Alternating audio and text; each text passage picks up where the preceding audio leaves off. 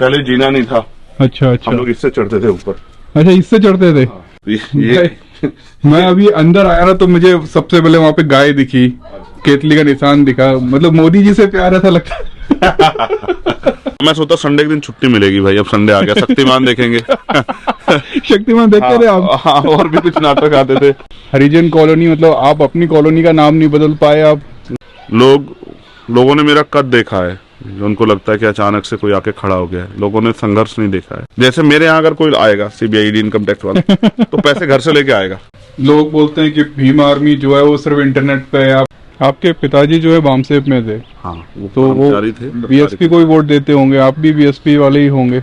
मेरे फादर काम नहीं किया? मेरे फादर माँ को कह के जाते थे स्पेशली कि चाहे कुछ भी हो जाए वोट जरूर डालनी है। हमारी माँ वहीं से चिल्लाती आती थी कि हम तो हाथी को वोट दे के आए।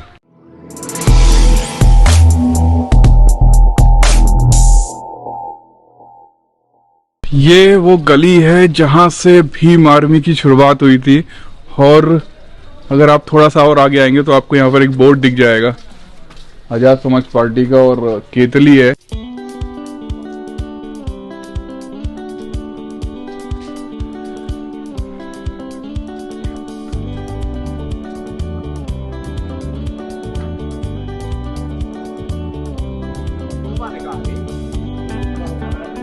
तो अभी मतलब मैं सोच रहा था कि बारिश ना हो, बट यहाँ बारिश हो रही है और बहुत सारी जगह जाना है। अगर वहाँ बोल रहे हैं बारिश की आई कोई जगह बंद हो जाएगी। हाँ, ऐसे लग रहा है, कुछ वेदर भी दिखा रहा है। तो आप लोग सब लोग यहाँ पर कब से जुड़े भाई से? हम तो भाई के परिवार ही हैं। परिवार ही हैं, शुरू फैमिली है पूरी।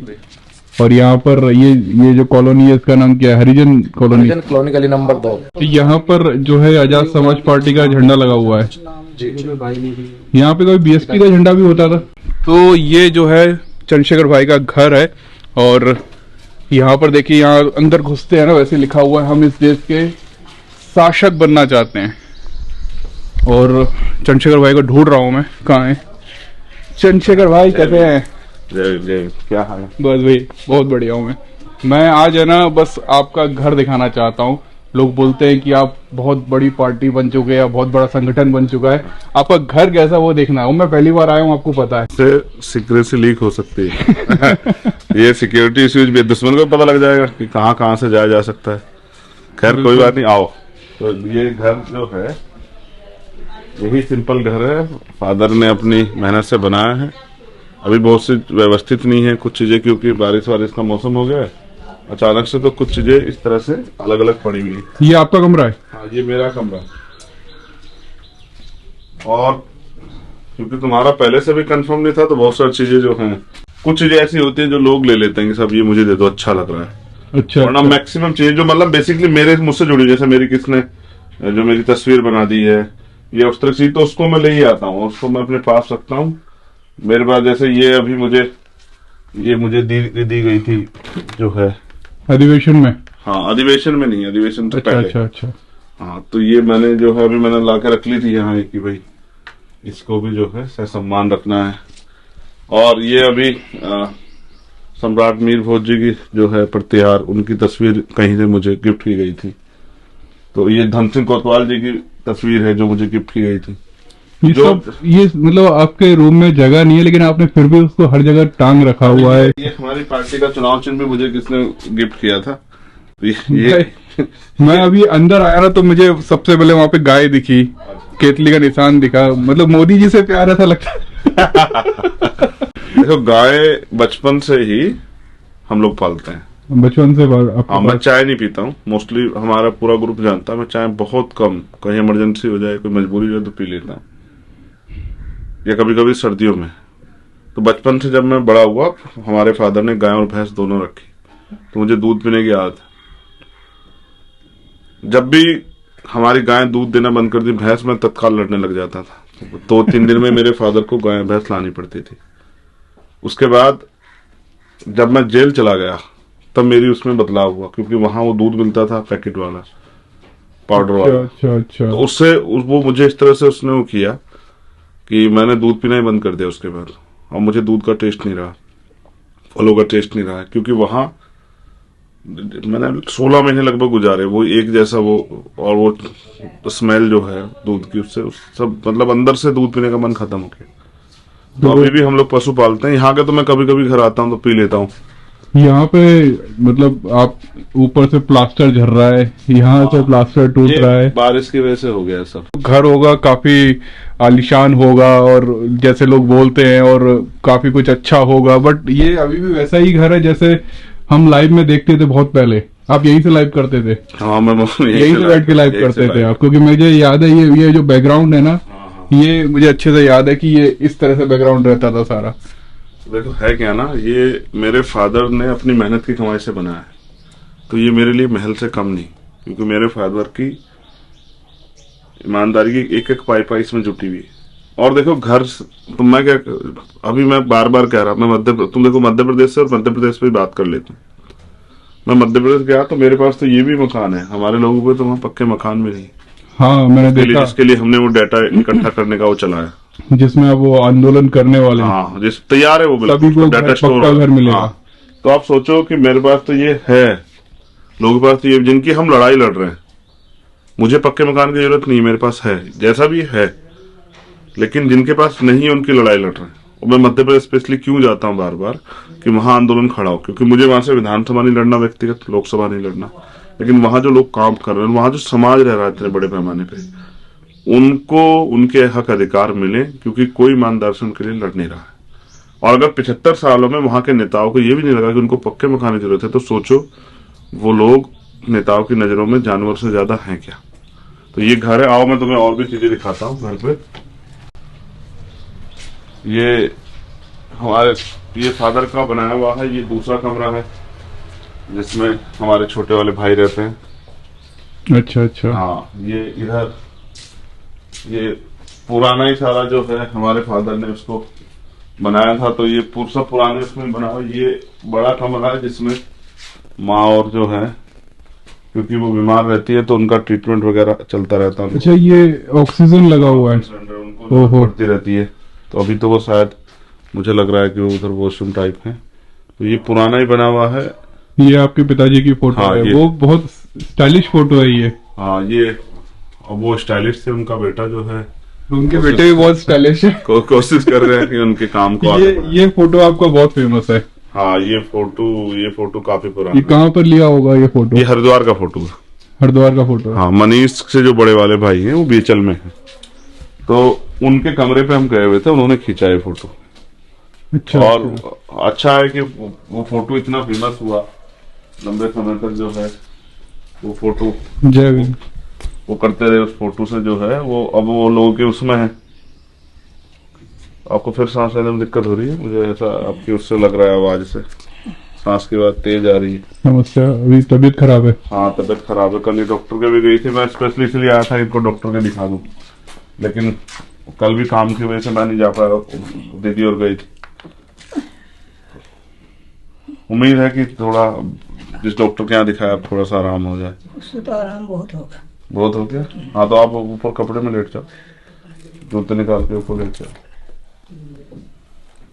आराम में ना बैठे। नाश्ता किया? हाँ, कर लिया। ठीक है, कर लो आप आराम कर। मैं समझता हूँ अंजुल, माँ बाप एक ऐसी चीज है जो दोबारा नहीं मिलते। बिल्कुल बिल्कुल। ये हमारी बड़ी सिस्टर है। अच्छा जी, जय भीम। यही कल गई थी डॉक्टर के यहाँ पे। बढ़िया हूँ मैं, बहुत बढ़िया हूँ। तो माँ बाप एक ऐसी जो है कुदरत का दिया हुआ अनमोल तोहफा है जो दोबारा नहीं मिलता। मत हमारा जो साफ लगा था ना कि आलीशान बंगला है। नहीं, ये जो ऊपर देख रहे हो ना जी भाई, आओ तुम्हें इसके बारे में हमारे बताऊंगा। पापा का बनाया आलीशान। हुआ ये कि एक दिन मैं आया हुआ था लास्ट टाइम, ऐसी बारिश पड़ रही थी, और बारिश पड़ने से क्या हुआ, ये सीमेंट जा पड़ा, ऊपर से छूट गया। अच्छा अच्छा। नीचे से माँ जा रही थी, तो ये सीमेंट ऊपर जो है ना वो स्लैब, हाँ जी, उस पे गिरा, बच गई वो उस दिन। मतलब ये पुराना हो गया था? हाँ, पुराना होने की वजह से, जर्जर होने की वजह से वो गिर गया सीमेंट, उसने सरिये ने वो सीमेंट छोड़ दिया। अगर उस दिन वो जरा सा आगे पीछे हो जाती तो बहुत बहुत क्षति, मैं उस दिन अपनी माँ को खो देता, क्योंकि वो सीमेंट था, वो उनकी तबीयत भी ऐसी नहीं है। मैं बचपन से यहीं पला बड़ा हूँ, पहले जीना नहीं था, अच्छा अच्छा हम लोग इससे चढ़ते थे ऊपर। अच्छा, इससे चढ़ते थे।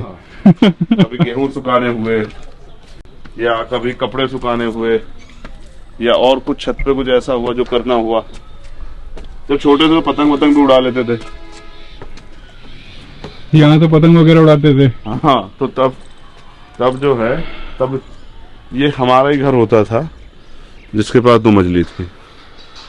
वो जो आसपास का वो सब बाद में बना है, क्योंकि मैं यहाँ रहता नहीं। ये जो इलाका है, मतलब इस कॉलोनी का नाम लोग बोलते हैं हरिजन कॉलोनी है। हाँ, पहले से हरिजन कॉलोनी था।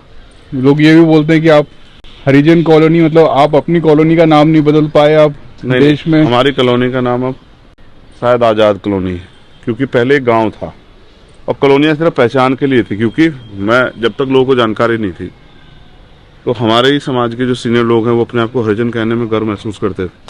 उनको लगता था चमार कहेंगे या अपनी जाति बताएंगे, वाल्मीकि कहेंगे तो उनको जो है ऐसा ना हो कि दूसरी कास्ट के लोग उनको अपमानित करें या उस नज़रिए से देखें। तो ये हरिजन के आंचल में वो ढक लेते थे खुद को। उनको लगता था इससे अपमान नहीं होगा। तो यहाँ बेसिकली ना इस आबादी को समझना पड़ेगा इस बात के साथ। कह तो कोई भी कुछ भी सकता है। वो सतगुरु रविदास जी का मंदिर है वहाँ, वो सामने। हाँ, ये सामने। बेसिक ये आबादी जो शेड्यूल कास्ट के लोग कर्मचारी लगे जी, वो कर्मचारी लोग, क्योंकि उनके गांव यहाँ से, किसी का गांव 10 किलोमीटर दूर है, किसी का 15 किलोमीटर दूर है, तो उनको नौकरी पर जाने में और वापस आने में ट्रैवलिंग सिस्टम में थोड़ी परेशानी थी कि वो घर तक कैसे पहुंचे। उस तरह के साधन नहीं है, बसें नहीं जाती। पहले घोड़े तांगे जाते थे, घोड़ा बुग्गी समझते हो? हाँ जी, हाँ जी, बिल्कुल। घोड़ा बुग्गी जाती थी। अच्छा, वो भी उनकी भी एक लिमिट थी कि 5 बजे के बाद नहीं जाती थी। चोरी चकारी का बहुत डर रहता था, इसलिए वो लोग वहां से आके यहाँ बस गए, क्योंकि यहाँ से, यहाँ रोडवेज बस स्टैंड है, यहाँ से जाने आने में यातायात के साधनों में आसानी थी। अच्छा अच्छा। तो ये जो बस्ती है ये सारी शेड्यूल कास्ट के लोग की बसी थी सबसे पहले। अच्छा अच्छा। यहाँ बड़े पैमाने पे सिर्फ दलित समाज के लोग थे, फिर धीरे धीरे दूसरे लोग भी बसने स्टार्ट हुए। अब क्या हुआ कि जो लोग यहाँ से और डेवलप हो गए, वो लोग यहाँ से, कुछ लोग सहारनपुर चले गए, कुछ देहरादून चले गए, कुछ रुड़की चले गए, वो भी यहाँ अब बहुत कम घर रह गए। मतलब बहुजनों के भी बहुत कम घर। हाँ, हमारे लोग नाम वाम पे खूब ध्यान देते हैं, काम पे नहीं ध्यान देते कि हमारा काम कैसे आगे बढ़े। नामों की लड़ाई लड़ रहे हैं ना। बाबा साहब अम्बेडकर ने कहा मुझे पूजने की नहीं, पढ़ने की जरूरत है, मैं मंदिर में नहीं, मैं किताबों में हूँ।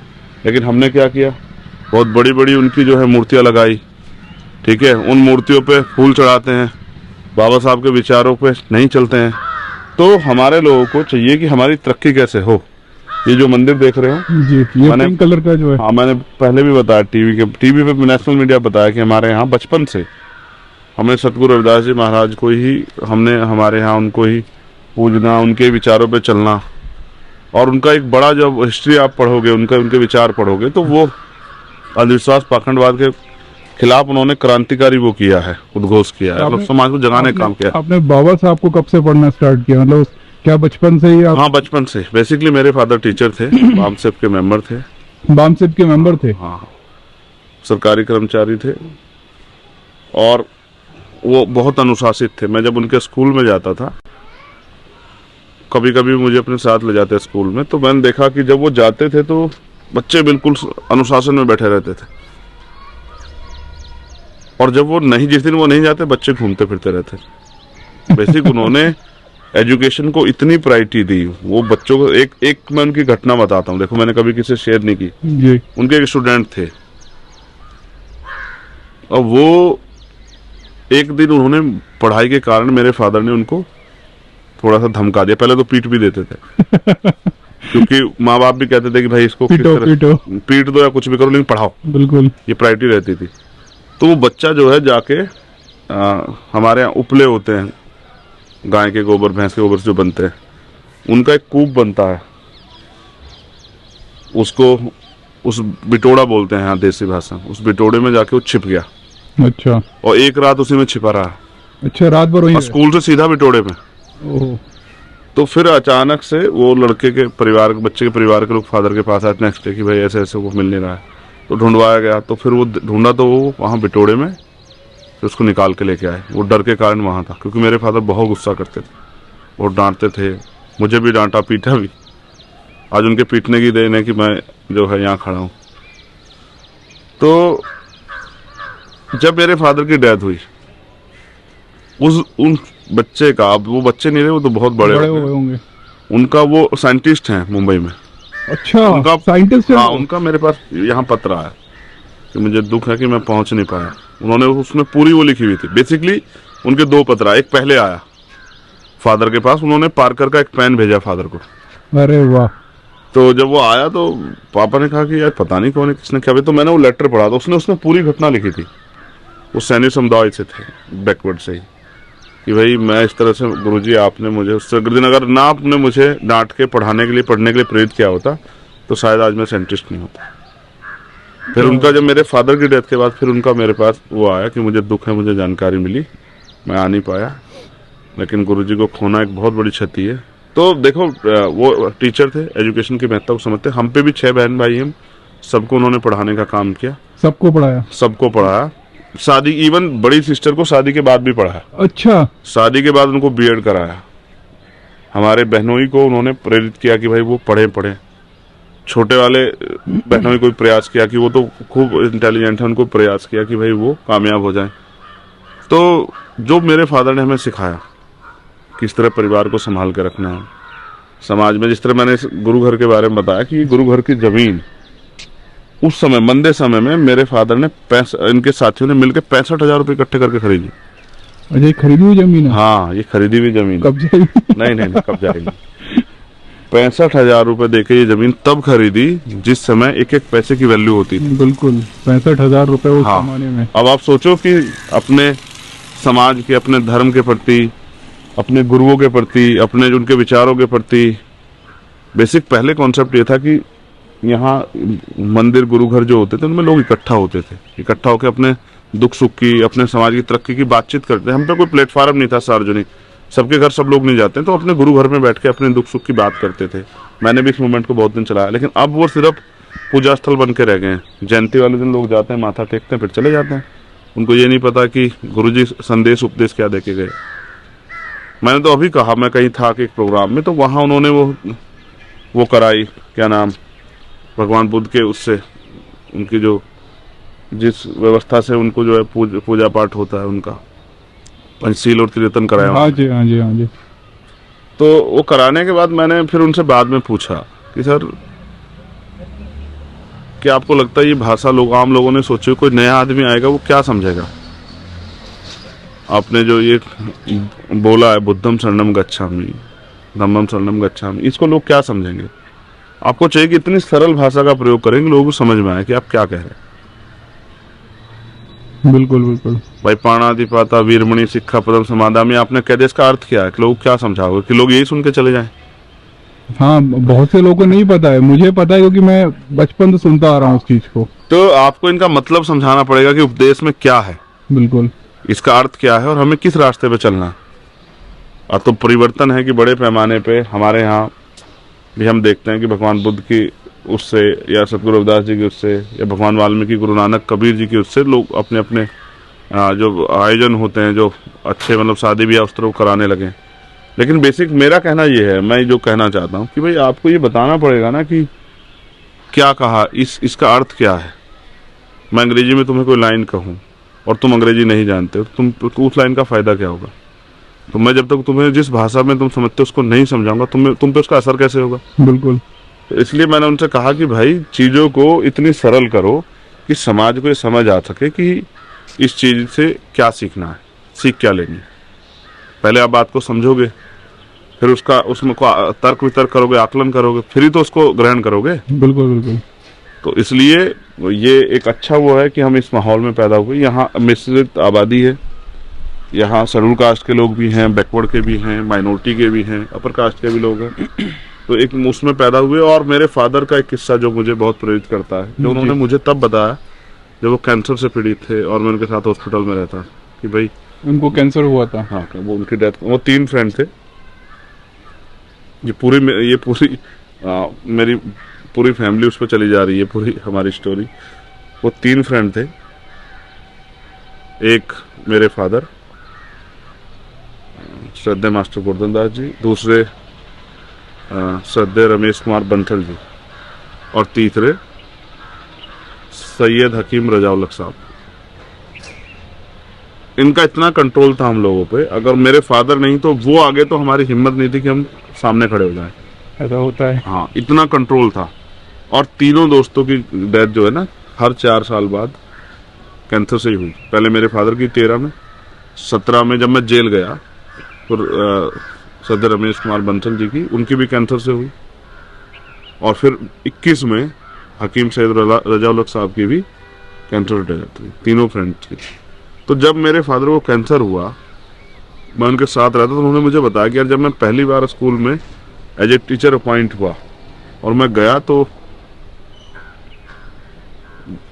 एक गिलास वो लेके आए गांव के लोग कि भाई ये आपका गिलास है और इसको आप चाय पीने के बाद इसको यहाँ रख के जाना, अच्छा, साफ करके, क्योंकि आगे आपको इसी गिलास से चाय पीनी। मेरे फादर को बात बहुत हर्ट हुई कि देखो आज भी कितना, मैं मतलब आजादी के बाद की बात मैं बता रहा पढ़े हूँ, लिखे हैं और वो टीचर हैं, वो बच्चों को पढ़ा रहे हैं, वो उनके अपने साथ ऐसा हो रहा है, बच्चों को उनसे पढ़वाना चाहते हैं, उनके बच्चों को काबिल बनाना चाहते हैं। उनसे पढ़वा कर। हाँ, लेकिन वो जाति की वजह से उनको वो गिलास भी दे रहे हैं कि भाई आपको इस गिलास से ही चाय और पानी पीना है तो आप इसको उठा के रख लेना। इससे स्पष्ट होता है कि कितना जो है हमें काबिलियत के बाद भी कितना कुछ सहना पड़ता है, ये जातिवाद। और ये इतनी बातें उन्होंने मुझे बताई अपने जीवन की, कई किस्से वो ऐसे, जैसे ये हमारा खेत है, ये वाला एरिया अगर तुम देखोगे अंजुल तो ये हमारा खेत है। ये खेत था आपका ये वाला? हाँ, ये पहले खेत था। इसमें मेरे फादर ने तमाम तरह से सब्जी और छोटे मोटे पेड़, और हमने बहुत सारे काम किए हैं, तुम हंसोगे। ये जो अमरूद का पेड़ तुम देख रहे हो ना, ऐसे अमरूद के हमारे यहाँ 20-25 पेड़ थे। अच्छा अच्छा। तो हमारे जो बड़े भाई हैं वो अमरूद बेचने जाया करते थे। अमरूद बेचते थे? हाँ, ये खेत था, यहाँ अमरूद लगते थे और आप लोग वहाँ पे अमरूद इकट्ठा मुझे तो करते? शर्म आती थी, सीरियसली कह रहा हूँ। देखो, सच कहने में कोई वो नहीं, लेकिन वो उनको इतनी शर्म नहीं थी कुछ भी, मतलब कि 2 पैसे घर में आए तो वो टोकरी सर पे रख के वो अमरूद बेचने जाते थे। और ये जो जामुन का पेड़, अभी मैंने इसको थोड़ा छोटा करा दिया क्योंकि बहुत बड़ा हो गया था, ये वाला अभी तक भी वो मंडी में जामुन बेचते हैं। जब जामुन आती है ना सच में? तो वो जामुन खुद तोड़ते हैं और वो बेचने जाते हैं मंडी में, दे के आते हैं लोगों को। और मैं तुम्हें कमाल की बात और बताता हूँ। तो मेरे फादर नौकरी के साथ साथ एक व्यापारी भी थे। अच्छा। वो यहाँ बैंगन की पौध लगाते थे, अच्छा। मिर्च की पौध लगाते थे। उन सब को जो है ना, उनको हम तैयार करते थे, खेती करते थे मेरे फादर ठेके पे लेके। तो रात में हम लोग पानी देने जाते थे अपने फादर के साथ। वो नौकरी भी करते थे और फिर ये काम भी करते थे अपने परिवार को चलाने के लिए।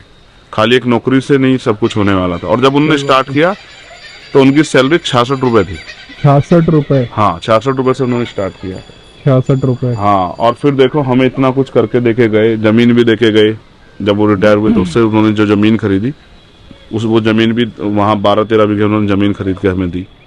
तो ये सब चीजें देखो, ये हर चीज मतलब बहुत मेहनत से आसानी से नहीं मिली। और कोई अगर आएगा तो सोचेगा यार इनका इतना बड़ा घर है, इतना बड़ा प्लॉट है, इतनी बड़ी इलाके में, लेकिन उनको कहानी नहीं पता कि ये कैसे आया। हाँ, ये कैसे, इसके लिए मैंने कितनी मेहनत की गई। मेरे फादर साइकिल से जाते थे।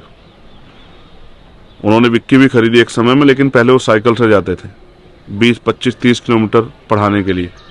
30 किलोमीटर चला के साइकिल जाना, फिर वापस आना एक दिन में। और फिर मतलब अब खुद, और फिर आके काम भी करना। मैं सोचा संडे के दिन छुट्टी मिलेगी भाई, अब संडे आ गया, शक्तिमान देखेंगे। शक्तिमान देखते थे आप? हाँ, और भी कुछ नाटक आते थे।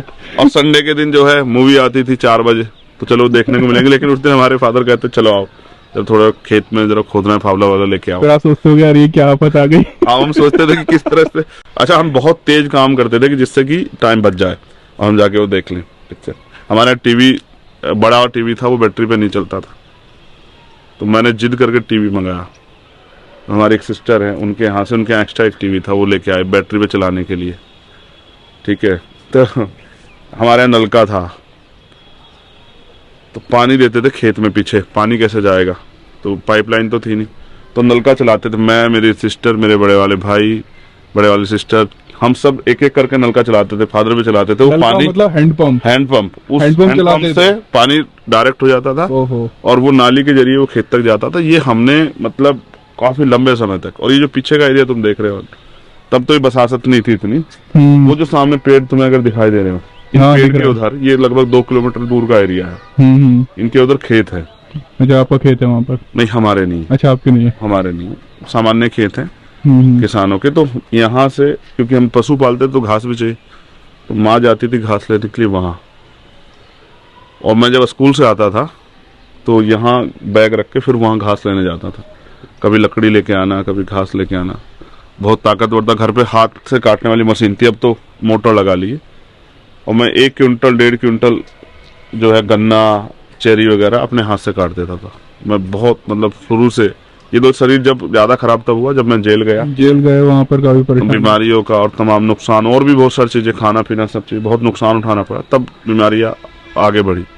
उससे पहले तो हमने कभी मतलब होश संभालने के बाद बीमारियों को समझा ही नहीं, इतना मजबूत शरीर था। लेकिन फिर वहाँ जो लाठियां पड़ी, जो बीमार होने पे इलाज नहीं मिला, तमाम तरह से खाने पीने का रूटीन सब टूट गया, उससे सब दिक्कत खड़ी हुई। और फिर दिल्ली के आंदोलन में, CNP NRC के आंदोलन में बहुत लाठियां पड़ी। गुरु के घर टूटा, उसमें बहुत लाठियां पड़ी। आपने बताया आपको 250 लाठियां हाँ। पड़ी। ये बात ज्यादा लोगों को नहीं पता है, मुझे लगता है, या पता होगा तो कुछ खास लोगों को पता होगा। हवा एक होती है, हवा में कुछ भी कह दो। एक होता है जमीन की सच्चाई। लोगों ने मेरा कद देखा है, जो उनको लगता है कि अचानक से कोई आके खड़ा हो गया है। लोगों ने संघर्ष नहीं देखा है कि मैंने सरकारों के खिलाफ अपने हक के अधिकारों के लिए क्या क्या नहीं सहा है। जब आदमी की जान पे बनाती है तो फिर मुझे लगता है कि उसको कुछ नहीं दिखाई देता। मैंने कभी इस आंदोलन में अपनी जान की परवाह भी नहीं की। कई ऐसे इंसिडेंट हैं कि जिसमें ऐसा लगता था कि अब आज नहीं बच पाएंगे। अच्छा। जब हम लड़ाई लड़ने स्वाभिमान सम्मान के गए तो लगा कि नहीं, आज तो नुकसान होगा। ठीक है, हमारे फादर कहते हैं कि मार के आगे भूत भी भाग जाते हैं। लेकिन हमने वो मार इसलिए सही कि हम अपने लोगों को के अधिकारों को की रक्षा करें। मेरा व्यक्तिगत आज तक कोई लड़ाई नहीं है। इस आंदोलन में आने के बाद मेरा व्यक्तिगत कोई मुकदमा नहीं है। मेरी व्यक्तिगत, अगर मुझे MP MLA बनना होता तो मैं कोई ऐसा दल चुनता जहां से MP MLA बन जाता। ये मूवमेंट कमजोर ना पड़े, ये मूवमेंट जिंदा रहे। हमारी आने वाली पीढ़ी हमारा इतिहास जान पाए। बाबा साहब भी कहते हैं, जो कौम अपना इतिहास नहीं जानती वो अपने भविष्य का निर्माण नहीं कर सकती। बिल्कुल। जब सब लोग सर्जन हो जाएंगे तो जिन महापुरुषों ने संघर्ष करके सब कुछ कुर्बान किया, उनके आंदोलन को कौन जान पाए। सोचो आज लिटरेचर खत्म कर दिया जाए हमारा, तो हमें पता नहीं लगा आने वाली पीढ़ी को 50 साल बाद की इतिहास क्या था। आपके पिताजी जो है बामसेप में थे। हाँ, वो तो वो कर्मचारी थे। BSP को ही वोट देते होंगे, आप भी BSP वाले ही होंगे। मेरे आपने BSP फादर में काम नहीं किया आपने? मेरे फादर माँ को कह के जाते थे स्पेशली कि चाहे कुछ भी हो जाए वोट जरूर डालनी है। ठीक है, और हमारी माँ वहीं से चिल्लाती आती थी कि हम तो हाथी को वोट दे के आए। ठीक है, और ये झंडा जो देख रहे हो ना, आज तो हमारी पार्टी झंडा है। जब जिस दिन मैं जेल से आया, मैंने उतारा यहाँ से BSP का झंडा।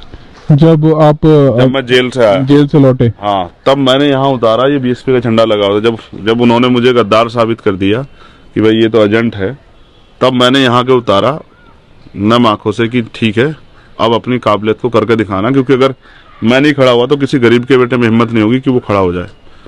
ठीक है, इन अमीरों के आगे। तो कहने ऐसा कुछ होता है, ये हमारा पूरा मोहल्ला है, सबसे ज्यादा वोट हमारे यहाँ से पड़ती थी। मैं भाई जब है ना वोटिंग आया ना, तो मेरे जो ससुर जी हैं वो कट्टर बामसेफ वाले हैं, और मेरी वाइफ को वही सिखाया है। तो मैंने मजाक में बोला कि मैं तो उसको वोट डालूंगा। बोला घर में रोटी भी नहीं मिलेगी, ध्यान रखना। और वो जाके वो BSP को ही वोट डालती है। अब तुम सोचो, जब वो बामसेप के मेंबर थे तो उनके घर के लोग किनको सपोर्ट करते होंगे। जो आदमी खुद एक मूवमेंट का सिपाही है, उसका परिवार क्या उससे अलग होगा? बिल्कुल। तो हमने तो देखा है ना। मैं ऑन कैमरा कहूंगा, ये बहुत, मैं BSP को फर्जी वोट डालने गया, पकड़ा गया। क्या बात कर रहे हो? हाँ, ठीक है, एक बार भैया नहीं थे, मैं वोट डालने गया उनकी, अच्छा अच्छा, अपने फादर के साथ। अच्छा। और उन्होंने मुझे मना नहीं किया, सीरियसली कह रहा हूँ, क्योंकि एक एक वोट की वैल्यू होती है। बिल्कुल। ठीक है, एक बार मैं अपनी वोट डाला, फिर मैंने कहा कि भैया की तो रहेगी, तो क्या तुम मेरे साथ चलना। तो उनको लोग जानते थे। तो मैंने इस बहाने कोशिश की कि एक वोट हमारी बढ़ जाए। लेकिन आज हम देखो, मैं समझता हूँ परिवर्तन प्रकृति का नियम। जिस ऊंचाई को पिछला मूवमेंट ले जा सकता था, और वो उस ऊंचाई को लेके गए। अब देखो ना, एक दिन में नहीं बना है, 20-20 साल लगे हैं चीजों को करने में। आज लोग मुझसे, मेरे ऊपर हंसते हैं कि भाई इनकी जमानत जब्त हुई, कम वोट मिला, लेकिन वो ये नहीं बताते कि भाई मेरा तो पहला ही चुनाव है, मैं अभी तो मैं घुटनों पे हूँ, अभी तो मैं खड़ा भी नहीं हुआ सही तरह से। पहली बार तब खड़ा हूँगा जब हमारी पार्टी पे कोई डेजिग्नेशन आएगी, उनके MP MLA जीतेंगे, उनके लोग सदन में जाएंगे, उसके बाद मुझसे कहना। लेकिन सवाल उनसे पूछना चाहिए जिनके पास साहब इतनी बड़ी विरासत छोड़ के गए, कितने स्टेट में MP MLA आते थे और वो आज उनके पास सिंगल MP MLA हैं। सवाल उनसे पूछना चाहिए कि आपने क्या करके दिखाया। पर भाई आपके पिताजी एक संपत्ति छोड़ गए और आपने उसको बेच खोच दिया, खत्म कर दिया, तो आपको क्या कितने अच्छे बेटे हुए बताओ। और मेरे पिताजी जो छोड़ के गए थे, मैंने एक इंच नहीं खत्म किया और बढ़ाया उसको। मैं जहाँ शुरू हुआ, देखो 2016 के चंद्रशेखर में, 17 के चंद्रशेखर में, 20 के चंद्रशेखर में, 23 के चंद्रशेखर में फर्क है। जब मैं हाई स्कूल में था तो मुझे इतनी जानकारी नहीं थी। जब मैं ग्रेजुएशन में गया, उसमें 12th मैंने पास की, तब इतनी जानकारी नहीं थी। जब मैंने ग्रेजुएशन पास की तब मुझे अलग जानकारी मिली। जब मैंने पोस्ट ग्रेजुएशन की अलग जानकारी, जब मैंने लॉ किया तो अलग जानकारी मिली। अभी तो हम निकले हैं, अभी तो हमने संघर्ष से पहचान बनाई। एक दिन आएगा कुछ ही दिनों बाद, जिस तरह से हम लोग मेहनत कर रहे हैं, तो समाज हमें समर्थन करेगा। अभी तो समाज को गुमराह किया गया, ये कह के चंद्रशेखर ये देखो, अभी तो मेरे खिलाफ कितनी होती है, चंद्रशेखर ने तो करोड़ों रुपए कमा लिए, ये कर लिया वो कर लिया। अब तुम आज आए हो मेरा घर देखने, तुम्हें एहसास हो सकता है कि मैंने क्या क्या अर्जित किया है। नहीं, मैंने देखा आपका कमरा, देखा आपका, और ये पूरा इलाका देखा।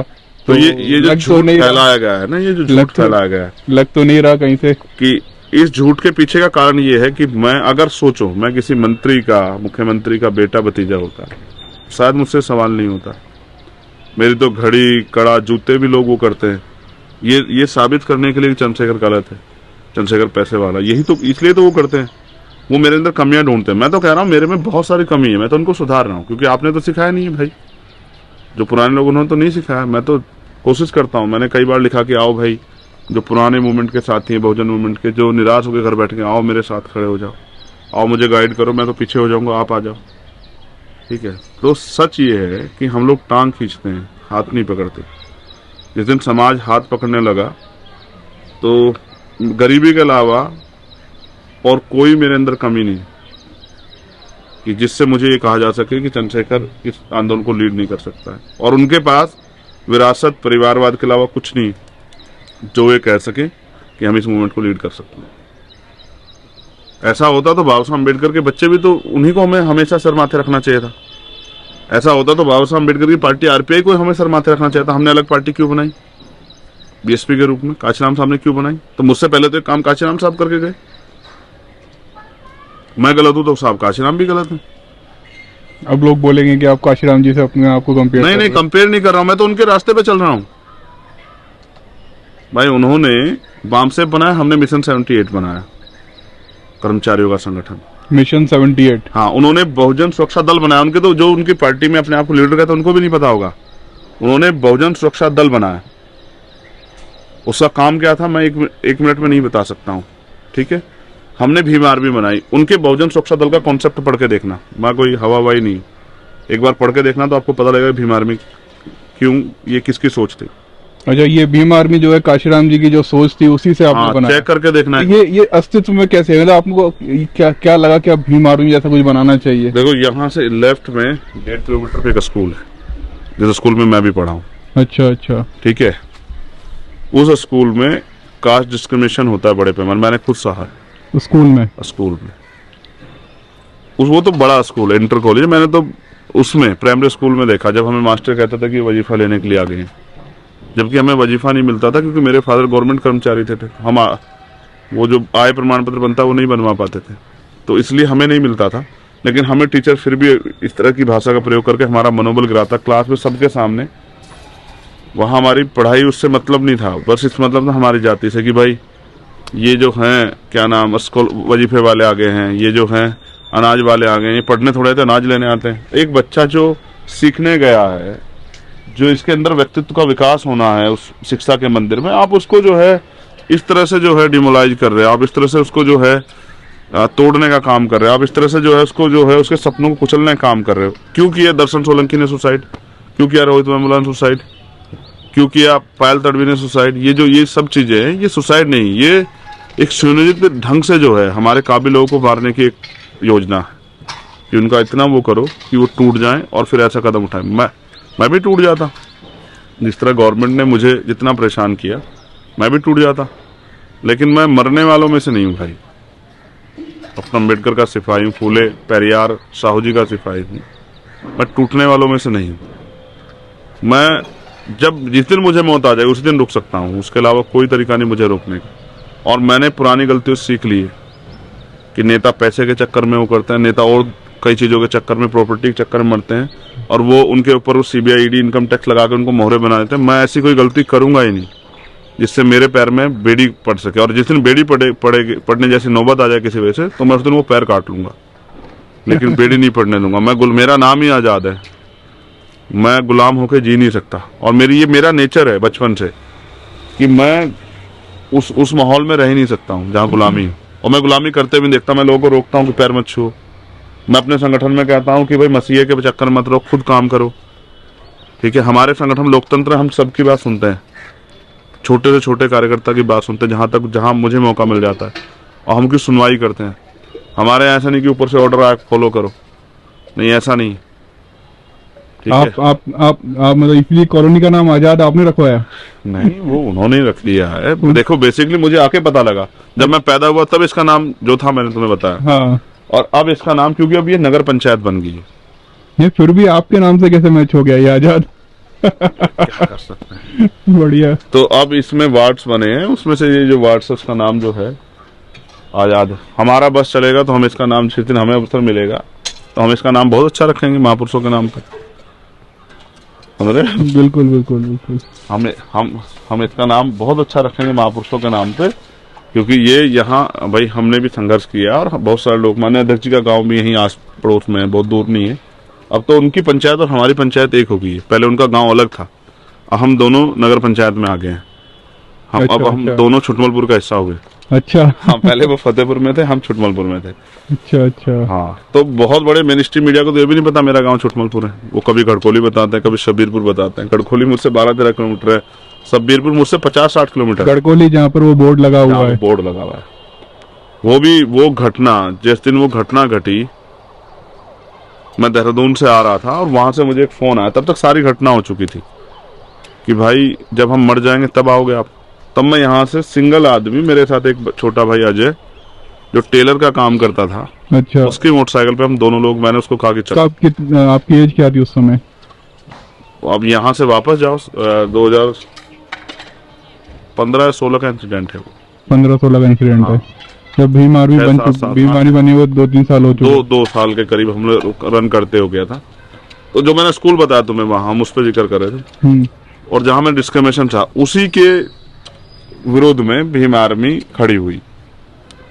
वो लड़ाई लड़ने के लिए हम लोग आए, और फिर इस संगठन को नाम दिया गया। ये वहां एक छप्पर है, तुम अगर देख पाओ, वहां दिखा पाओ, उस छप्पर में बैठ के। अच्छा, ये वो फेमस छप्पर है। हाँ, ये वो फेमस छप्पर है। ये मतलब पब्लिक प्लेस है क्या? ये है या किसी का घर है? ये नीचे चलें? हाँ, ये पब्लिक प्लेस नहीं है, ये घर है। हमारे एक साथी हैं तो उनका घर है ये। तो उन्हीं के छप्पर में बैठ के हमने सैकड़ों लोगों की मौजूदगी में ये तय हुआ कि भाई इस संगठन का नाम क्या होना चाहिए। अच्छा, उस छप्पर में बैठ के आपने इस पार्टी का, मतलब इस संगठन, बहुत सारे लोग कुर्सियों पे बैठे थे, बहुत सारे लोग तख्त पे बैठे, बहुत सारे लोग जमीन पे बैठे। और इसका अध्यक्ष किसे बनाया जाए? देखो, क्योंकि जब हम काम करने लगे तो मीडिया भी हमसे, अखबार वाले कोई घटना में पूछते थे कि भाई आप कौन से संगठन से हो। तो और कोई संगठन की तो हिम्मत नहीं थी हमारे नाम पे एक्सेप्ट हो जाएगी, भाई ये हमारे संगठन के लोग हैं, हमारे कारनामों की वजह से जो हम संघर्ष करते थे सड़क पे, और हर चीज के लिए तैयार थे, जितनी जानकारी उस समय थी उस हिसाब से। तो फिर ये तय हुआ कि हमारे संगठन का नाम होगा भीम आर्मी भारत एकता मिशन। अच्छा, ठीक है, वहां से शुरुआत हुई इसकी। हाँ, और फिर उस दिन भाई विनय रतन सिंह जी को हमने संगठन का अध्यक्ष निर्वाचित किया कि भाई आप जो हैं, नियुक्त किया कि भाई आप इस संगठन को अध्यक्ष बनो। उन्होंने कहा नहीं आप कहो, मैंने कहा नहीं आप हमारे नेता हो, आपसे उम्मीद है कि आपके नेतृत्व में हम लोग ये संगठन मजबूती चला पाए। उस दिन हमने यहाँ इसी यहीं से बनी हुई भीम आर्मी, और जिसको आज दुनिया में जाना जाता है।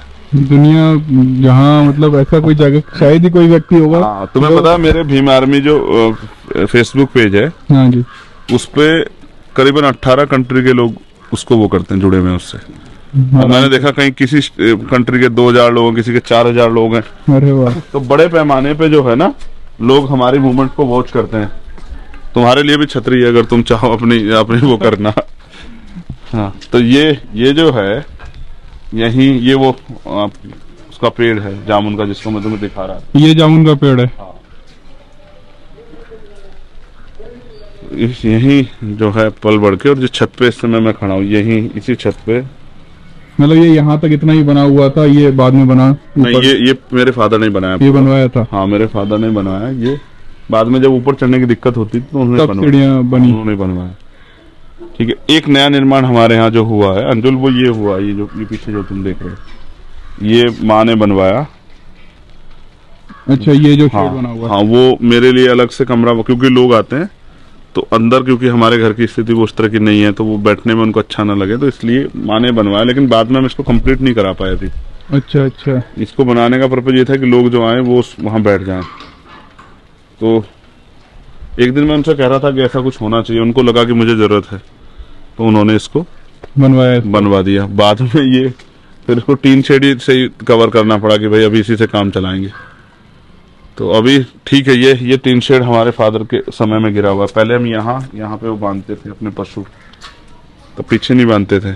मैं बहुत सारे बहुजनों के घर गया हूँ और लगभग उनका जो घर बनाने का जो स्टाइल है वो ऐसा ही रहता है। एंट्री है, फिर थोड़ा बाहर खुला हुआ है, टॉयलेट्स बाहर बने हुए हैं, फिर अंदर कमरे हैं।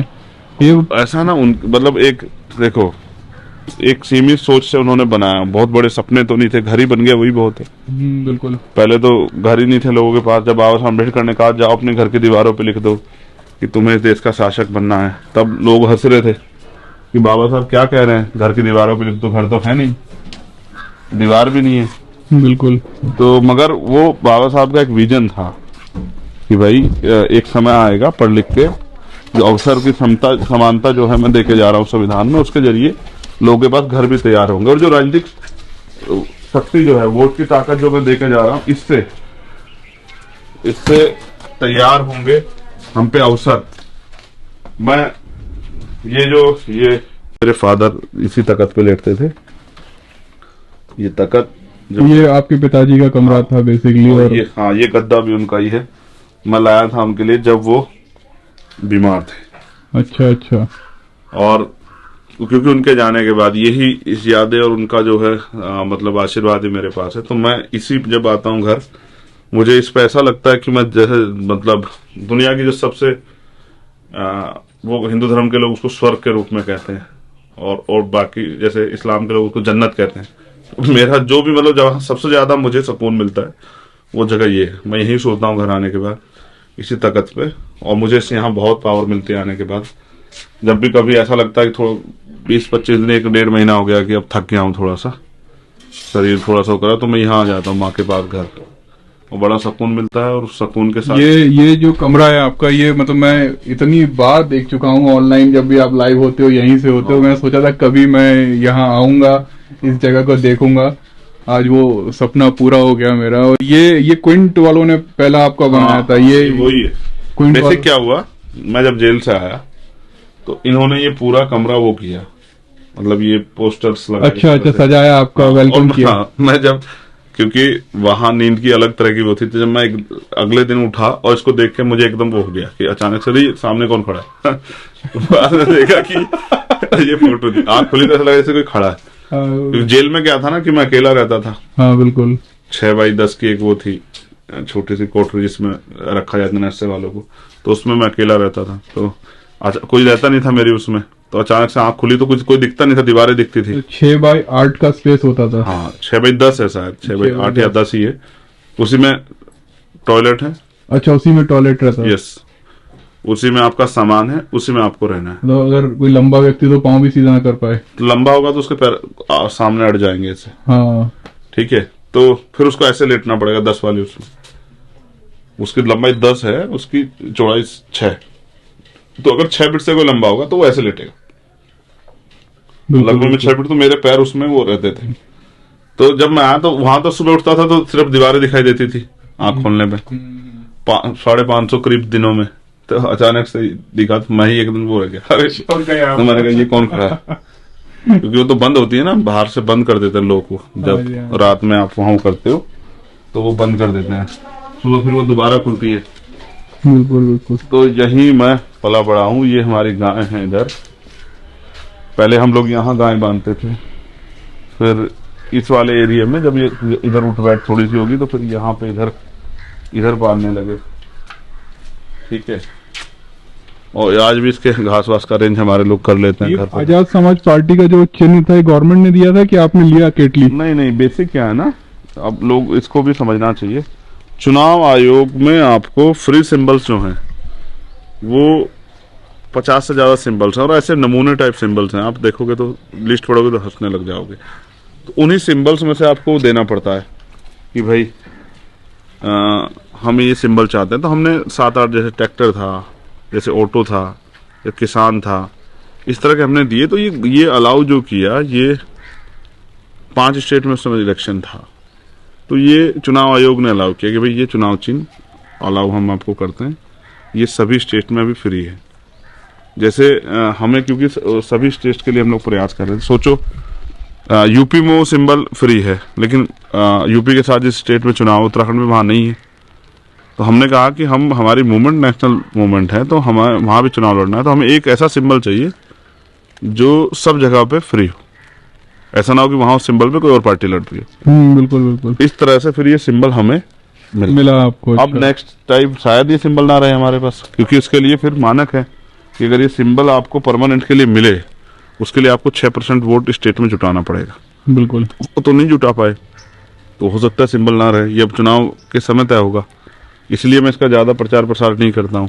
अच्छा, मतलब ये अभी टेम्परेरी ये है technical और ये part गवर्नमेंट ने दिया है? हाँ, ये और ये चुनाव कभी आयोग ने चुनाव आयोग ने दिया है आपको? और ये वो अलग बात है कि तुम चुनाव गवर्नमेंट को एक ही मानस को आज हालात ऐसे हालात तो ऐसे ही है। हालात ऐसे ही कि चुनाव आयोग को, और उसको सब लोग कह ही देते हैं कि चुनाव आयोग क्या है। वो चुनाव आयोग इस तरह से काम करे, इस तरह से प्राइम मिनिस्टर चाहते हैं।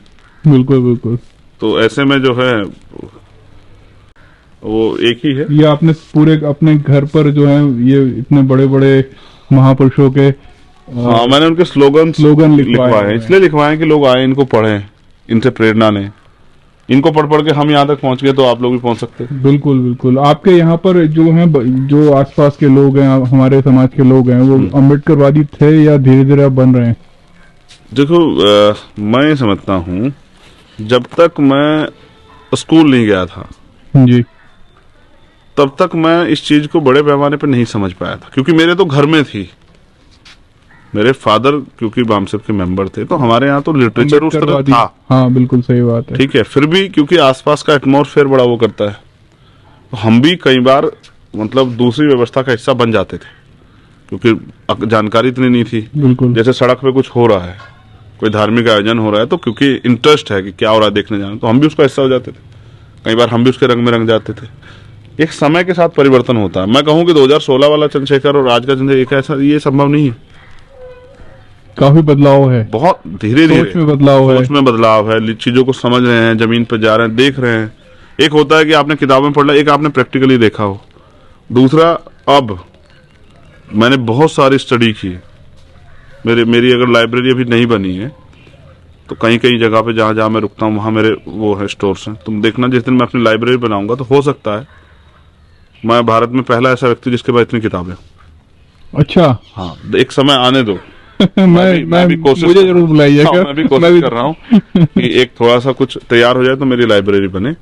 मेरी लाइब्रेरी में आप देखना इतनी बुक्स होंगी कि वहाँ यहाँ बैठ के जो है ना, आदमी शायद दुनिया के बारे में जान सकता होगा मेरी लाइब्रेरी में बैठ के। क्या वो भी उसको भी जस्ट लाइक गूगल के तरह ही बना दूंगा कि वो वहाँ बच्चों को बहुत किताबें, फ्री एक्सेस देंगे। बहुत नहीं, फ्री एक्सेस देंगे, लेकिन रिस्पॉन्सिबिलिटी के साथ, क्योंकि वो वैल्यूबल है।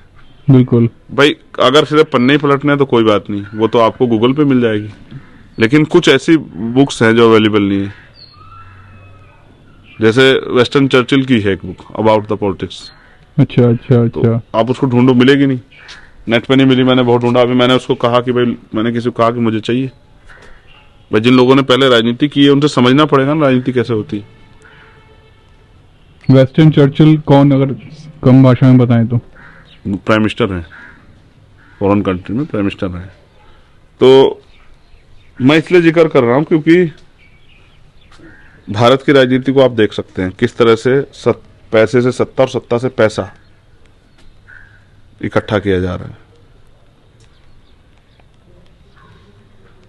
ईमानदारी कैसे चेक हो सकती है बताओ? ईमानदार आपको कब समझा जाए? जब आपको पैसे नहीं हो, अवसर मिले। नहीं पटियालों। हाँ नहीं, जब आपको अवसर मिले तब आप चोरी ना करो, तब आप ईमानदार। सही बात है, बिल्कुल सही बात है। अगर आपको अवसर नहीं मिला तो आप कहोगे ईमानदार। जैसे दिल्ली वाली सरकार कहती थी भाई हम तो बड़े कट्टर ईमानदार हैं, अब उनके लोग क्यों हैं जेलों में पड़े हैं। इस बात को समझ रहे हो कि जब आपको अवसर मिले और आप चोरी ना करें, आप भ्रष्टाचार ना करें, तब आप ईमानदार। इसके लिए आप देखो चौधरी चरण सिंह जी को, इसके लिए आप देखो मान्यवर काशीराम साहब को, इसके लिए आप देखो जननायक कर्पूरी ठाकुर को। उनको अवसर मिले, बड़ी बड़ी पोस्ट पर है, लेकिन आप उनके खिलाफ भ्रष्टाचार का एक मामला नहीं दिखा सकते। ये तो कई बार ऐसा भी होता है कि गवर्नमेंट जो है जानबूझ के फंसाने के लिए कर देती है। करती नहीं, फंसाना एक अलग मामला है। तो हर आदमी के पीछे सीबीआईडी इनकम टैक्स वो रोकने के लिए लगी, लेकिन आपके पास वो पकड़ा जाए।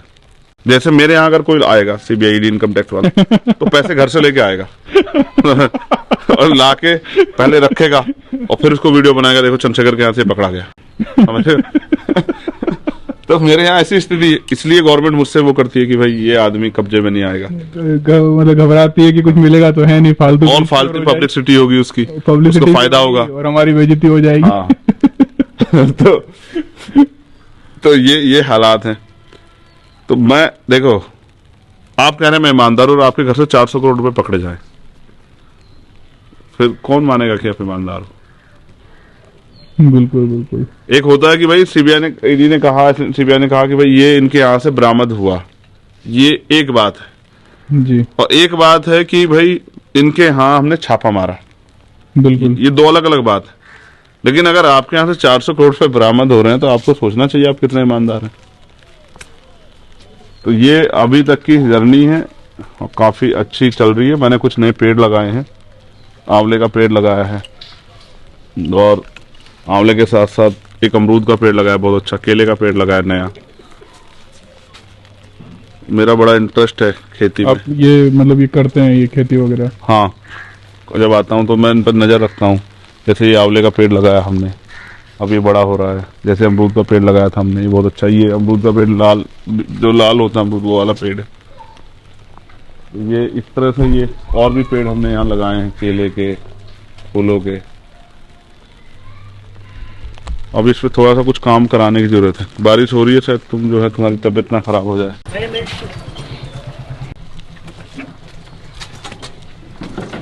यही वो छप्पर है जहाँ ये घोषणा हुई कि इस संगठन का नाम क्या होगा और इस संगठन को कैसे चलाया जाएगा। और लगभग इस तरह की स्थिति थी, ये पूरा भरा हुआ था इधर। अच्छा। लोग अंदर थे, अंदर ही खड़े होकर मैंने ये अनाउंस किया कि भाई इस संगठन का नाम जो है वो भीम आर्मी भारत एकता मिशन होगा और इस संगठन को हम इस तरह से मिलकर ऑपरेट करेंगे और हम अपनी पाठशाला को खोलने का काम करेंगे। यही मैं क्रिकेट भी खेला करता, तो मैं आज दिखाता हूँ। अच्छा, यहाँ क्रिकेट खेलते थे? हाँ, क्रिकेट मैंने बहुत खेला है। तो यहाँ इस वाली उस पे यही हम क्रिकेट खेलते थे। तो ये मतलब आप लोग पब्लिक मीटिंगों के लिए इस्तेमाल करते थे यहाँ पर आकर, और यहाँ पर जितने भी डिस्कशन होते थे वो यहाँ पर होते थे? हाँ, ये हाँ, क्योंकि शुरू से ही ये परिवार पॉलिटिक्स में सक्रिय रहा है। अच्छा अच्छा। तो यहाँ पे काफी लोग जो हैं उस तरह के लीडर्स लोग आना जाना, मिलना बैठना, बात करना, बहुत कुछ सीखने को मिला। फिर बाद में वॉलीबॉल खेलने के लिए, क्रिकेट खेलने के लिए ये एक अच्छी जगह बन गई। हम छोटे थे तो यहाँ आराम से क्रिकेट खेल लेते। वो अलग बात है, गेंदें खो जाती थी। जैसे परसों भी मैंने 2 गेंद खो दी। अभी भी खेलते हो आप? हाँ, मैं परसों आया तो मेरी तबीयत थोड़ी ठीक नहीं थी, मैंने कहा चलो थोड़ा पसीना आ जाएगा। अच्छा। तो एक गेंद इसके ऊपर से गई। बाद में जब वो खोगी तो इन्होंने मुझसे कहा कि आपने गेंद खो दी है। और मैंने कहा भाई इसकी तो मेरे ऊपर कोई जिम्मेदारी नहीं है कि अगर आपकी गेंद खो गई है। तो यहाँ से देखो, वहां से जहाँ वो लगी हुई है गाड़ी, तुम्हारी गाड़ी के बिल्कुल अगले हिस्से से मैंने वो किया और एक गेंद वहां से गई इसके ऊपर से, मिली नहीं बाद में दोनों जो है ढूंढने से भी। ये बात मुझे बड़ी प्रभावित करती है। मैं इसका जिक्र रात भी कर रहा था। ये हाँ जी, ये बहुत बड़ी बात है। ये 2 बातें ये बहुत इम्पोर्टेंट है, ये समाज को समझनी चाहिए। ये वाली भी, दावे के साथ कहता हूं कि हो सकत, जरूरत चंद ईमानदार लोगों की फकत, मानव काशीराम साहब की लाइन। ये बात हर किसी को समझ नहीं आएगी। ये हाँ। पंजाबी है, क्योंकि वो पंजाब से थे, पंजाबी बोलते थे, उनकी भाषा में पंजाबी शैली रहती थी। तो कहते हैं दावे के साथ कह सकता हूँ हो सकता, क्योंकि उस समय पे आरपीआई के जो लोग थे वो कहते थे बाबा साहब फूले साहू की अम्बेडकर तो मूवमेंट तो बड़ी अच्छी है समाज की, लेकिन इससे हम लोग कामयाब नहीं हो सका था, इससे हम एमपी एमएलए नहीं बन सके थे। तो ये फिर जब साहब ने करके दिखाया उत्तर प्रदेश, जैसे आज लोग मुझसे कहते हैं कि चंद्रशेखर तो कुछ नहीं कर पाएंगे, वो तो विधायक नहीं ता पाएंगे, सरकार क्या बनाएंगे, उनको तो जो है वो उनको जमान जब्त हुई, उनका तो कोई आदमी जीता नहीं है। कुछ लोग कहते हैं तो प्रधान भी नहीं बना पाएंगे, जबकि मैंने यहाँ 2.25 लाख वोट मिले मुझे जिला पंचायत चुनाव में, हमारे 2 जिला पंचायत के मेंबर जीते, और सबसे ज्यादा मेंबर बसपा से भी ज्यादा मेंबर, समाजवादी से भी ज्यादा मेंबर, हमारे आरएलडी से भी ज्यादा मेंबर मुजफ्फरनगर में जीते। पहले पे बीजेपी थी, दूसरे पे हम थे संख्या में। तो उन्हें नादानों को ये भी नहीं पता कि हम उससे भी बड़े रिजल्ट वो देंगे। और पूरे उत्तर प्रदेश में कम से कम 20 से ज्यादा जिलों में हमारे मेंबर जीते, और बिजनौर में हमारे, वहां भी हमारी पार्टी सबसे बड़ी पार्टी थी इन दलों के। उसमें फर्स्ट पे बीजेपी है, सेकंड पे समाजवादी, नहीं फर्स्ट पे समाजवादी, सेकंड में बीजेपी और थर्ड पे हम थे वहां, बाकी दल पीछे थे सब लोग। तो इसलिए जब साहब ने यहाँ करके दिखा दिया, एमपी भी जिताया, एमएलए बना, सरकारों में भी शामिल हो गए, तो तब उन्होंने जाके ये बात महाराष्ट्र में कही कि भाई अच्छा। आप कहते हो कि मूवमेंट तो बहुत अच्छी है लेकिन कामयाब नहीं हो सका था, तो कामयाब भी हो सका था, लेकिन जरूरत है चंद ईमानदार लोगों की। जो चंद ईमानदार लोग अगर हो जाए मूवमेंट के प्रति तो हो सकता है। और ये लाइन बड़ी प्रेरणा देती है अंदर। तमन्ना अगर सच्ची हो तो रास्ते निकल आते हैं, तमन्ना अगर झूठी हो तो बाहर निकल आते हैं। अगर आपकी तमन्ना सच्ची नहीं है तो फिर आप पे बहुत बहाने आ जाएंगे, और आपकी तमन्ना अगर सच्ची है तो फिर रास्ते निकल आएंगे।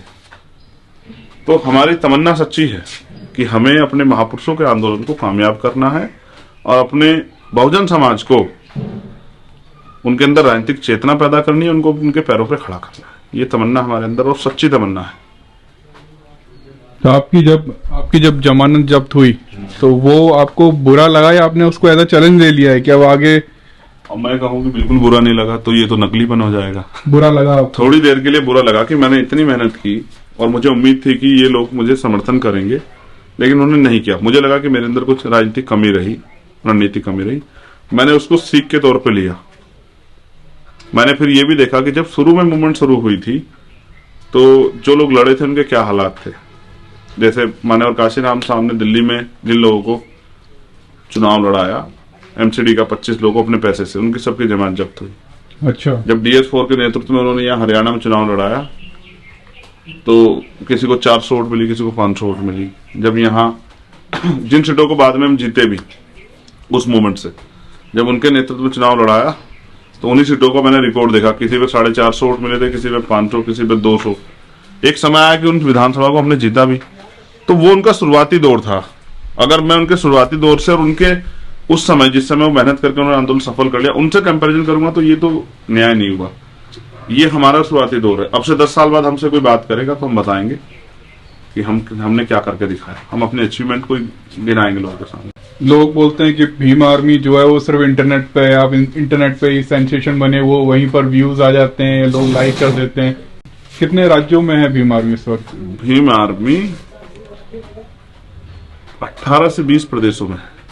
देखो, भीम आर्मी कश्मीर जम्मू में है, 1 भीम आर्मी पंजाब में है, 2 हिमाचल में है, 3 हरियाणा में है, 4 यूपी उत्तराखंड में है, 5 6 मध्य प्रदेश राजस्थान में है, 7 8 दिल्ली में है, 9 महाराष्ट्र में है, 10 बिहार में है, 11 छत्तीसगढ़ में है, 12 झारखंड में है, 13 उड़ीसा में है, 14 तेलंगाना में है, 15 कर्नाटका में है, 16 बंगाल में है, 17 त्रिपुरा में है, 18 असम में है। 19 हिंदी भाषी तो कोई ऐसा स्टेट नहीं है जिसमें हम नहीं। केरल में है, 20 तमिलनाडु का मुझे तमिलनाडु में शायद नहीं है, केरल में तो है क्योंकि मैं खुद गया मतलब केरल में काम 29 करने। 28 29 में 28 में से मतलब 20 राज्यों में है भीम 20 राज्यों से ज्यादा में है भीम आर्मी इस वक्त। हाँ, और वहाँ उनका एक्टिव है, वहाँ काम कर रही एक्टिव है, है। उनका वहाँ काम है और वो कुछ ना कुछ ऐसा करते रहते हैं कि लोग इस उनके काम को जो है ना बड़ा सम्मानित करते हैं। ये जो पूरी हिंदी भाषी वो है उसमें, यहाँ तक कि नेपाल में भी भीम आर्मी है। नेपाल में भी हाँ, आर्मी? नेपाल के लोग आए मेरे पास कि क्या बात कर रहे हो? आप आओ हमारे यहाँ मूवमेंट को लीड करने के लिए, नेपाल हम में? आपके नेतृत्व में काम करेंगे। हमने कहा तो कंट्री भाई जी अलग हो गया भाई हम वहाँ कहा आगे आप यहाँ काम कर सकते हैं। नेपाल के कई जो वहाँ छोटी छोटी पार्टियां उनके लोग आए। अच्छा अच्छा हाँ, अच्छा। कि आप आओ, आप लीड करो, हम आपकी सभा बुलाते हैं क्योंकि हम एकजुट नहीं हो पा रहे। मुझसे कह रहे हैं कि हम एकजुट नहीं हो पा रहे, लेकिन आपके नाम पर सब एग्री है, तो आप आओगे तो हम वहाँ सब लोग एकजुट होकर आपके नेतृत्व में काम करें। मतलब भीम आर्मी जो है इंटरनेशनल हो चुकी है। हाँ, नहीं विदेश में भी भीम आर्मी है। हमारे जो यहाँ पंजाब के लोग जो विदेश में रहते हैं, यूपी महाराष्ट्र के लोग, वहां भी उन्होंने भीम आर्मी का संगठन बनाया है। जैसे मैं बेसिक क्या है ना, जैसे यहाँ कोई बड़ा इंसिडेंट होता है, यहाँ की मीडिया और सरकार इसको नकारने लग जाती है। बिल्कुल। जैसे हाथरस वाला था, तो फिर मैंने सबसे कहा, वहां जो लोग हैं हमारे, वो मुझसे पूछते हम क्या मदद करें, तो मैंने उनसे कहा ठीक है, मदद ये करो कि आप अपनी एम्बेसी पे जाओ और इसके लिए प्रोटेस्ट करो कि ये इंडिया में गलत हो रहा है। और मैंने कई मामलों में एम्बेसी पे प्रोटेस्ट करा है। एम्बेसी में प्रोटेस्ट करवाया हाँ, आपने। 6 से 7 कंट्रियों में। और फिर वहां पर लोगों को उसको दिखाना हाँ, वो वीडियो उन्होंने मुझे दी। वो वीडियो फिर मैंने यहाँ अपने ट्विटर हैंडल से अपलोड की, फेसबुक हैंडल से अपलोड की। मीडिया तो नहीं दिखा। आप खुद चलाते हो? हाँ, मैं ट्विटर खुद ही। आपकी आईटी सेल है कोई? मेरी आईटी सेल हमारा संगठन है। संगठन है, मतलब ट्विटर आप अपना खुद चलाते हैं? मैं अपना ट्विटर खुद चलाता मुझे किसी हूँ। ने बोला कि आपका ट्विटर और भी चलाता है। पहले हमारे ही टीम के लोग चलाते थे, क्योंकि जब मैं जेल में होता हूँ तो कौन चलाएगा, तो हमारी टीम के लोग चलाते हैं। लेकिन अब मैं पिछले 3 साल से मैं खुद चलाता हूँ अपने ट्विटर हैंडल। मोस्टली मैं चलाता हूँ। कभी कभी ऐसा होता है कि जैसे मैं जेल चला गया हूँ, जैसे अभी राजस्थान रहा 4 दिन जेल में, तब हमारी टीम जो है उनके पास एक्सेस है, वो कर लेती है चीजों को। बेसिकली मैं ही चलाता हूँ। ये है कि मैं थोड़ा सा डीएम वगैरह पे जवाब नहीं दे पाता क्योंकि समय नहीं मिलता है, उस तरह से चलाता मैं ही हूँ। अक्सर कुछ जल्दबाजी में ट्वीट मिस्टेक्स हो जाते हैं कुछ लिखने में, तो फिर उनको मुझे डिलीट करने पड़ते हैं, फिर दोबारा करने पड़ते हैं। ये ट्विटर हैंडल जो था वो आप ही का था? शुरुआत से ही आप ही का था? नहीं, किसी और के पास था, कोई साथी था वहाँ संगठन। हाँ, कोई और चला रहा कोई था, और फिर आपने उससे ये लिया ट्विटर? मेरे जेल से आने से पहले हमारी टीम ने उनसे लिया और बकायदा उसको एक ट्वीट किया कि भाई आज के बाद इस संगठन को, क्योंकि उससे पहले कुछ ट्वीट वायरल हुए थे और वो उसी व्यक्ति ने किया था जिसके पास था वो।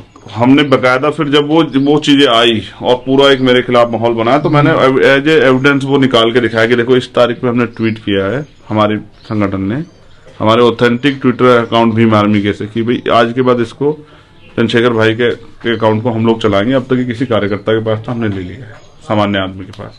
तब उनको एहसास हुआ कि हमने बहुत बड़ी गलती कर दी है, हमने झूठा सब कुछ कर दिया चंद्रशेखर को नुकसान पहुंचाने चक्कर में, तो उसको नुकसान तो हुआ नहीं। तो ये षड्यंत्र तो चलते रहते हैं, इनसे घबराने की कोई जरूरत नहीं है। जब आप गलत नहीं हो तो मत घबराओ। सही बात है। उस समय मुझे कुछ लोगों ने कहा कि आप इसको इग्नोर कर दो कि हमारा इससे कोई मतलब नहीं। मैंने कहा कि मुझसे झूठ, मैंने क्यों बोलूं झूठ जब मैंने कोई अपराध किया नहीं है। बिल्कुल। मैंने उसको रखा और फिर 1-2 दिन बाद मुझे वो ट्वीट ही मिल गया। अच्छा। जिस ट्वीट को हमारे संगठन के लोगों ने किया है, फिर मैंने उसी ट्वीट पे जो है ना फिर रिप्लाई किया कि देखो ये है पूरा, इस तारीख को हमने अकाउंट लिया 2018 में, इससे पहले मैं जेल में था। फिर उस मुकदमे की जांच हुई, सब चीजें, बाद में उनको पता लगा कि कुछ है नहीं था उसमें, चंद्रशेखर उस समय जेल में थे। फिर वो जाने, उनको तो अपना करना था, मुझे मेरी छवि खराब करने के लिए, तो उन्होंने कर दी।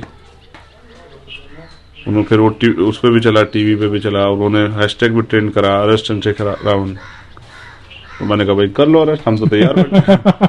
अरेस्ट करके कहाँ ले जाओगे, रखोगे तो जेल में ही, और तो ऐसा नहीं कि विदेश भेज दोगे। बिल्कुल सही बात। मेरा पासपोर्ट 2 साल से बहुत 2-3 इम्पोर्टेंट, यूएन में मुझे जाना था, यूनाइटेड नेशन। हाँ, यूनाइटेड नेशन, वहाँ पर आपको बुलाया गया था? हाँ, मैंने स्पीच की, मेरी 1.5 मिनट की स्पीच है वहाँ, आपको मौका मिलता है अपनी बात को रखने का। मैंने उसको ट्वीट भी किया हुआ है, क्योंकि वो मोस्टली उसमें चीजें मैंने वो सीएए पर एनआरसी के आंदोलन में जो किया सरकार ने, और जो किसान आंदोलन में किया था, वो चीजें मैंने उसमें रखी। तो यहाँ की मीडिया की इतनी हैसियत नहीं हो पाई कि वो उसको जो है ना एक सिंगल लाइन की न्यूज उस पर कवर कर दे। हमारे लोग भी नहीं कर पाए, बहुजन मीडिया के लोग। मेरा ट्विटर हैंडल चेक करोगे तो आपको यूएन में मेरी वो मिलेगी। तो बेसिकली मैं फिजिकली वहां नहीं जा पाया, कोरोना काल चल रहा था, तो मैंने यहीं से रिकॉर्ड करके वो स्पीच वहां की थी। अच्छा अच्छा, अच्छा। और मेरी हार्वर्ड यूनिवर्सिटी में भी मुझे फिजिकली जाना था, तो लेकिन वो पासपोर्ट नहीं इशू हो पाया, तो वो भी मुझे यहीं से वो करनी पड़ी।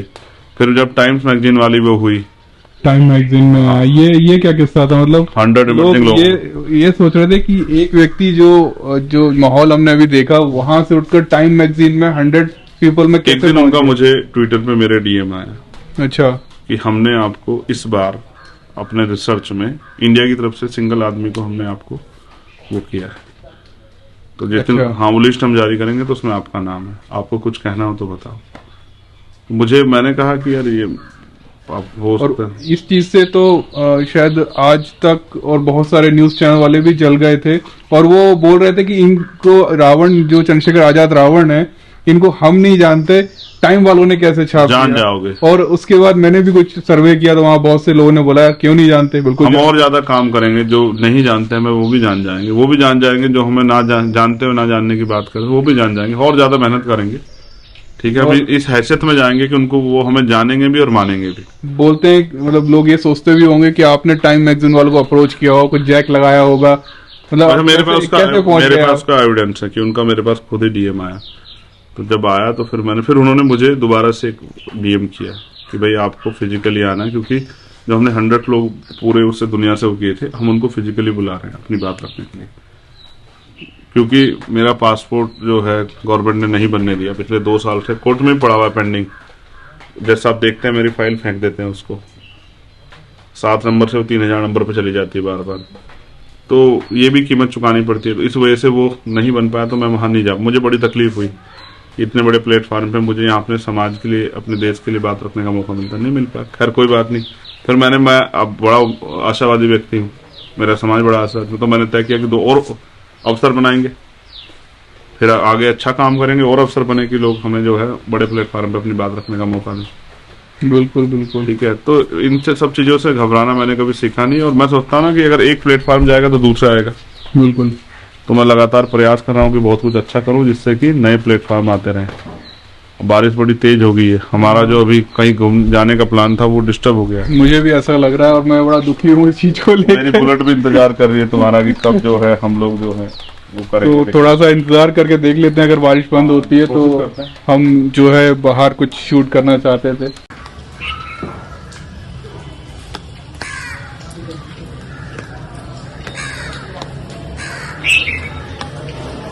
सच्चे ना, वो सच्चे